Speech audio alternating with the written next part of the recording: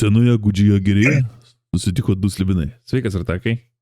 Sveikas, Edgarai. Praeitą kartą pakalbėjomės apie kovą pačią, ne? Tokia... Taip. Pradėjom nuo veikėjo susikūrimo, ten truputį galbūt teks grįžti to temos, gal šiek tiek rimčiau, sakant, kartą kažkada perėjom prie kovos, o dabar atėjom prie, kaip sakyti, aš kaip pavadinsiu. Ką veikti po kovos, kai pavargiai visi, ne? Taip, ačiū. Jo, ką veikti po kovos, užklasinės veiklos ir panašiai. Taip. Taip, apie ką mes šiandien pakalbėsim, ką galės nuveikti, ką gali nuveikti žaidėjai po kovos, apie pasaulio nagrinėjimą, truputėlį gal pakalbėsim. Jo, kas keista, tai kad dažnai iš tikrųjų nežino žaidėjai, kaip... Galbūt ir dėmo, žinot, kad neišpasako, bet apie ką mes kalbėsime šiandien, tai mes kalbėsime apie patį temą pasaulio nagrinėjimą, ką ten galima veikti, net tos paprastus dalykus, kaip sakyti, tos linksmąją pusę to užklasinės veiklos. Apie kaip tos iš techninės galbūt pusės ir, kaip sakyti, ir nesistengiant mokinti žmonių min-maxinti apie apsipirkimus. Taip. Kaip galima veikla, net ten, pavyzdžiui, paskiau apie naujos kalbos išmokimą, proficiency kažkokia, tai kaip vyksta ir panašiai. Ir gal šiek tiek gal DM-ums porą tokių pastabų, gal sakykim, kad... Kruopų numėsime, ne porą tokių. Taip, tokių porą patarimų gal. Turpinėlių. Taip. Tai ką, pradėkim tada, aš manau. Jo, tai mano pati pirma tema šiaip ir paliečia, šiaip stipriai svarbiau galgi DM pusė. Tai čia pati pirma tema, kaip aš susirašiau, tai yra DM pasaulio nagrinėjimas. Tai kur galim nueikti, ką pakrapštinėti, lyst, nelyst. Ir kaip sakyt, pagaliau ten DM-ui teks galbūt atsiversti tą savo sąsvinį ar kažkokią kitą, nežinau, tomą, knygą ar dar kažkus ir viskas surašys, o galbūt teks improvizuoti. Taip, dažniausiai tenka improvizuoti, bet šiaip noriu vieną tokį pastebėjimą. Jeigu esat naujas DM-as, nepatyręs, patarimas imkit pasaulį, kuris jau yra sukurtas, pavyzdžiui, Faerun, pasaulį Storiel, nes yra daug knygų, daug medžiagos, kur jūs galite pasiskaityti apie pasaulį ir jeigu žaidėjai jūsų ten pradės klausinėti kažkokių klausimų, jūs daug informacijos jau turėsite. Tačiau jeigu jūs kūrėt savo pasaulį, tai pasiruoškit, kad galite žaidėjai paklausti, jeigu tokie žaidėjai yra, kuriems viskas įdomu, į kažkokių dalykų ir jūs tada turėsit galvot vietą, improvizuot, kaip sakoma. Kaip pavyzdys gali būti paklausti, o kas yra mūsų karalystės ten karaliaus senelis? Nes juokingai skamba, bet iš tikrųjų kartais kažkam šauna tokia mintis. Jo, pavyzdys kitas, ane, kai mes sukūrėm vietą, galim sakyti, kas per banką šitam pasauliu, kur žmonės deda pinigus. Taip, prašau. Ir tu tada sėdi ir galvoji, aš sugalvojau religiją, sugalvojau dievus, sugalvojau karalius, politiką. Bet finansinę sistemą aš nebuvau sugalvojęs. ir mes turim, tikiuosi, kaip sakyti, negausime iš George'o R. Martino pastabų, mes turim geležinį banką. Na, aš pažiūrėsiu, gal tas pavadinimas banko pasikeis, bet turėjau ateina nauja valdžia, vėlgi, ne? Čia tas apie... Ja, čia galbūt dabar labiau DM pusė, bet jo, jūs galite nagrinėti, ieškoti ir krūtinti viską, žinai. Jeigu DM-as nepasiruošęs, nu tada galbūt ne tokį žaidimą čia truputį. Kitoj sesijai pasakysiu būtinai. Jo. Ir tada galvokit iki kitos sesijos. Ten labai agresyviai irgi nepulkit, specialiai neieškokit ten tokių dalykų, ten aš noriu sužinoti, ten kas ten yra trečios kartos pusseserė šitos princesės. Ne, nuklausykit. Jeigu jūsų veikia, tai neįdomu, tai nevarykit demo į medį, ne? Taip. Kitas variantas visada, kaip pavyzdys, ką galima kaip dar nagrinėti savo pasaulį, galite nagrinėti per savo veikėją. Kaip pavyzdys, mano veikėjas pas tave, Edgarai, jis yra klerikas, kuris tarnauja tam tikroje šventyklai. Bažnyčiai. Aha, lyg ir pamenu tokį kleriką prieš kokius mėnesius. Buvo toksai įdomus. Tai vat, ir aš galiu nagrinėti DM pasaulį per savo veikėją, per tai, ką jisai darytų, atsižvelgiant į tai, kokia yra jo istorija, kad jisai, kokia, sakykime, jo, ne profesija, bet kuom jisai užsiima, apart to, kad jisai yra nuotykių ieškotojas ir panašiai. Tai galiu nagrinėti apie bažnyčią, jo struktūrą, nes tai yra mano veikėjas. Ir jisai turėtų tokius dalykus žinoti. Jo, ten fighteris gali eiti, nežinau, į kažkokius tai muštynės vietinės, ar mankas. Aišku, vėl tada negrįžtame, gali komat, bet variantų yra daug, nebūtinai galbūt muštynės, bet galbūt tiesiog gali eiti kažką, malkas kapot, nežinau, susigalvot gali ant variantų, nesibaigia viskas testom, kad va čia dabar šitą visą sesiją, neįdomiai sėdėsim ir teks tiesiog gal greičiau praskipinam. Ne, tai čia tiek pat yra, sakyčiau, netgi gal daugiau galimybių veikėjų progresuoti tokiose sesijose negu per kombat. Aš sakyčiau, per tokias sesijas jūs daugiau turėsit progų atskleisti savo veikėją, atskleisti tą, ką jūs sugalvojat, ką jūs norėtumėt parodyti savo draugams prie stalo. Ja, tai čia... Aš taip manau. Čia, manau, nežinau, mano patirtis ar pagaždimais ribota, bet čia visur taip yra, man kiek teko. Taip, nesvarbu, ar kokį žaidimą žaistumėm, jeigu tai yra vaidybinis žaidimas, iš tikrųjų čia apie ką mes kalbam, tinka bet kokiai sistemai. Aš manau. O dabar prieinam prie tokios kitos temos, manau, čia ypač tie mūsų stalo turtuoliams aktuali, kurie mėgsta auksą mėtyti kairę į dešinę, kurių prašo 2 sidabrinių už nakvynę, jas moka 10 goldo. Vėlgi ne. Tai mes tada šnekam ne apie apsipirkimus. Ir kai tu atsiverti Dungeon Master Guide ir sakai, dėmas, ar čia toks itemas galėtų būti, žinai, vėl, ne? Pirmą čia pridėsiu. Čia iškart nepradėjus, aš rimčiau apie tai kalbėti. Aš nežinau, šiaip ką tu nori pasakyti, kad čia negerai yra, kai žaidėjas taip daro? Ne, tai gerai, tai reikia atsiminti, kad tu tai gali daryti, tu gali to ieškoti ir iš tikrųjų taip. Didesnėse miestuose turi tikrai būti galimybė,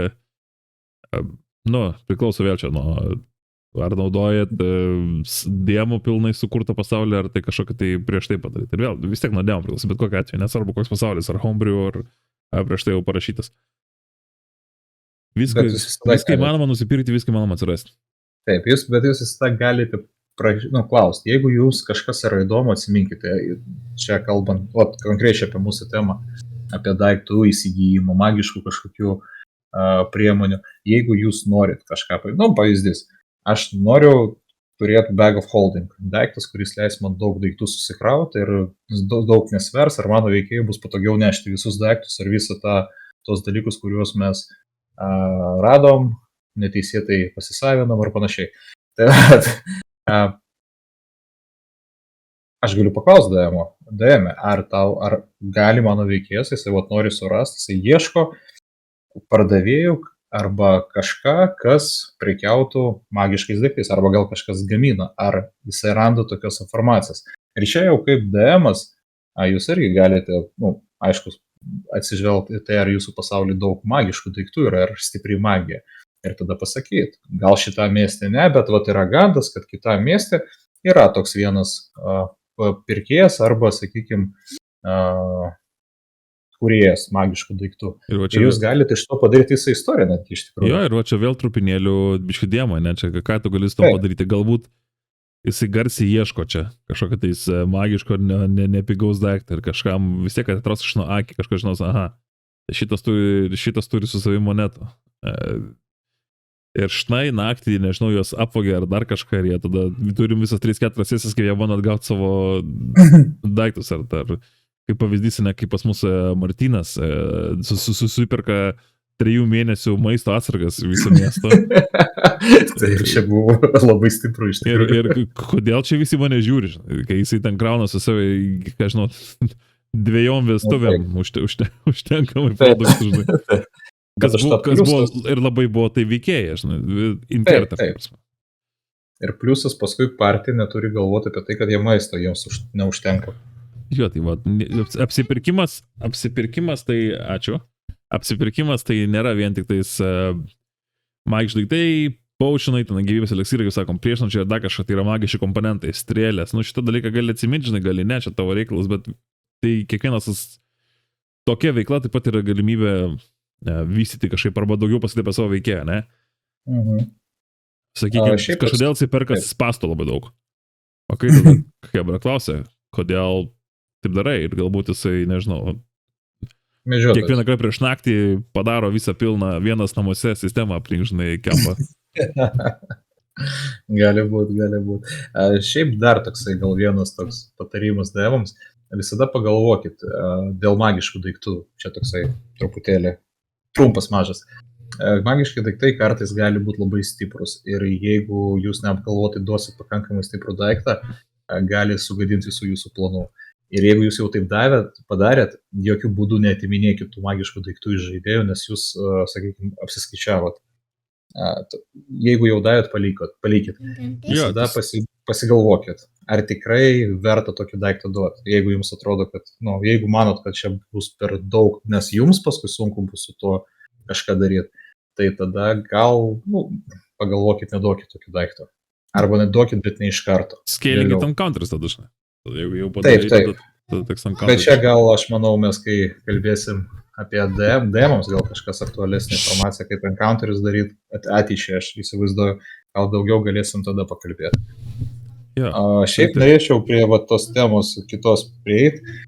Kartais mane, žinai, klausia žaidėjai, ar aš galiu išmokti kažkokį naują proficiency, tarkim, klerikas, ir jisai sako, bet aš norėčiau turėti mokėti ten kardų mojuoti, bet klerikas negauna to. Ir žaidėjas nenori įimti, sakykime, domainą ten war domain, jis nori būti domainu, kuris neduoda jam to kardą. Ir jisai sako, ar aš galiu kažkaip išmokti. Taip, knyga netgi sako, kad jūs galite tai padaryti. Galite, ir va čia yra irgi tas dalykas, ką jūsų veikėjas gali daryti ne mūšio metu, po mūšio ir nebūtinai, kai jisai nuotykiuose kažkur keliauja. Jo, nepatikėsit, bet tą knygą vartyti karts nuo karto yra reikalas. Ir čia gal sakyti, vieniem žmonėm tai yra atgrasintas dalykas su D&D, kitiem pritraukas, kad man netgi po tiek laiko vis dar gali kažkur kažką atvertęs, šito nežinojau, žinai. Arba kažkur internetas, kad informacija ir supranti, Dievas kažkaip padarė, nes kažkokia taisyklė kažkaip nurodė, tai tu taip, tai čia taip viskas veikia. Nes, čia galbūt yra klaida kartais, vėl čia biškai pakitka čia, bet su to, kaip informacija yra išdėstyta, žinai, tos knygos, arba kaip jie parašo. Bet čia, kaip duosiu pavyzdį, atsiprašau, kaip proficiency, kaip Jäger paskutinį kartą pradėjo mokintis Dragon Chess, ne? Čia paprastas dalykas, atrodo, galbūt netgi... Jäger tai paladinas. Jo, paladinas. Pas Artaką, būtent sesijose, ir galbūt visiškai nereikalingas skillas, proficiency, bet šiuo atveju ir šitose sesijose jisai turi visiškai pilnai tą vaidybinę funkciją. Roleplayer, ir ant to pasakytas Dragon Chess. Aš sutinku, jūsų tas žaidimas tavo ir Aleksandro, mūsų draugo, kuris žaidžia už tai Jägerį, man labai patiko, kai jūs pradėjot tiesiog sugalvojai, tu pasiūlyt jam pažaist, tavo veikėjas pasiūlė pažaist Aleksandro veikėjai tą Dragon Chess, šachmatais iš esmės. Ir jis pradėjo tą žaist ir tas jūsų pokalbis bendraujant, iš tikrųjų, iš vaidybinės pusės tai labai duoda daug ir stalas jau toksai tampa gyvesnis. Veikėjai jūsų jau tampa tikrai viškesnė ir aš kaip DM-as, kai žiūriu iš šono, tai iš tikrųjų labai labai malonu yra stebėti tokius pokalbius ir tokį žaidimą. Čia iš tikrųjų atrodo smulkmena, šachmatai žaidžia. Ir tiesiog vienas žaidėjas mokina kitą, kaip žaisti šachmatais.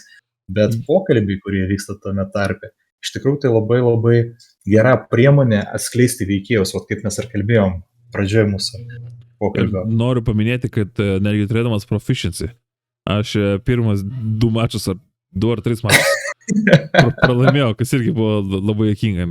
Ir čia nėra ko, žinai, kaip sakyti, ašarų pradėti ar verti. Kaip ir patarsiu visą laiką, čia galbūt roleplay, čia buvom šitą palėti. Tai va čia toksai mokinimas proficiency irgi, kaip ir visas prieš tai paminėtos temos, tai viskas susijęs su roleplay ir galima iš to tik tais daugiau išvystyti situacijų, kur veikėjai daugiau viens apie kitą sužino ir tuo pačiu apie save, parodo, kas jie per vieni. Taip, aš iš tikrųjų šitą labai propaguoju tą dalyką, kad žaidėjai bandytų ieškoti, ką veikti tarp savo nuotykių ieškojimo. Tas vadinamas poilsio laikas arba downtown activities.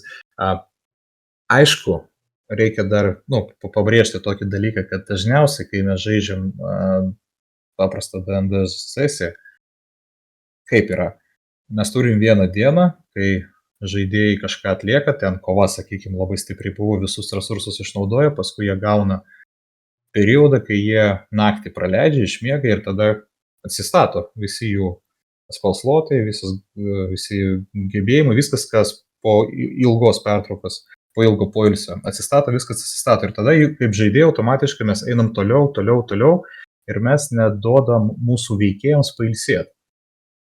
Tai va čia tas būna dažnas tokia, kaip, sakykime, ne klaida, bet tokia dažna priežastis, dėl ko labai dažnai prie stalų tu nepamatysi to dalyko, kad žaidėjai, sakykime, kažką darytų būtent poilsio metu.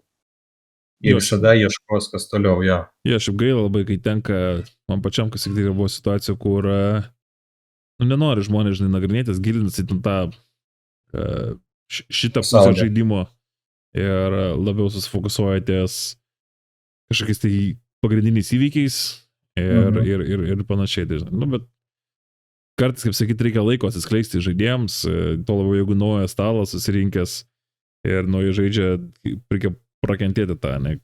O kartais natūraliai tiesiog žmonės iš savęs jie tokie yra ir jiems tai galbūt netgi įdomiau negu kombatas ar dar kažkas. Taip, šitoj vietoj iš tikrųjų galiu pasakyti, yra dalykas, kuris iš vienos pusės kaip ir galėtų padėti, bet čia reikėtų informuoti žaidėjas. Čia bus vėl DM patarimas. Vienas iš variantų, kuris mums siūlo DM's guidas, tai kad, kaip aš sakau, padidinti sunkumų lygį žaidimo. Yra toks variantas, vadinasi Gritty Reality, kai mes pridedam šiokį tokį realizmą mūsų žaidimams ir standartiškai trumpas poilsis trunka apie valandą, ilgas poilsis apie 8 valandas. Tai tas realizmas, kurį jeigu naudojam, trumpas poilsis bus apie 8 valandas, o ilgas poilsis trunka savaitę. Tai jeigu tokiu būdu žaidžiat savo žaidimus, va šitas ilgas poilsis, tas savaitės laikas, kuris yra duodamas, per šitą laiką žaidėjai gali tada ir galvot, ką jų veikėjai darytų, tuo tarpu, kol jie bando pilnai atsistatyti tam, kad galėtų tęsti savo nuotykius. Tai gali būti informacijos rinkimas. Tarkim, jie gavo naują darbą ir jie dabar nori kažkur nukeliauti ir jiems reikia informacijos tos vietovės. Tai per tą laikotarpį savaitės jie gali bandyti ieškoti informacijos. Jūs galite tai žaisti, kiekvieną dieną apžaisti, bet galite ir tiesiog pasakyti, ką jūsų veikėjai, kiek dienų ką veikia, tam, kad, sakykime, gali pagreitinti tą poilsio laikotarpį. Bet šitas dalykas labai retas daromas, bet yra galimybė jo. Ką minėjau, ne? Tai atrodo, te kartą jau skaičiau tą knygą, pirmą kartą išgirdau.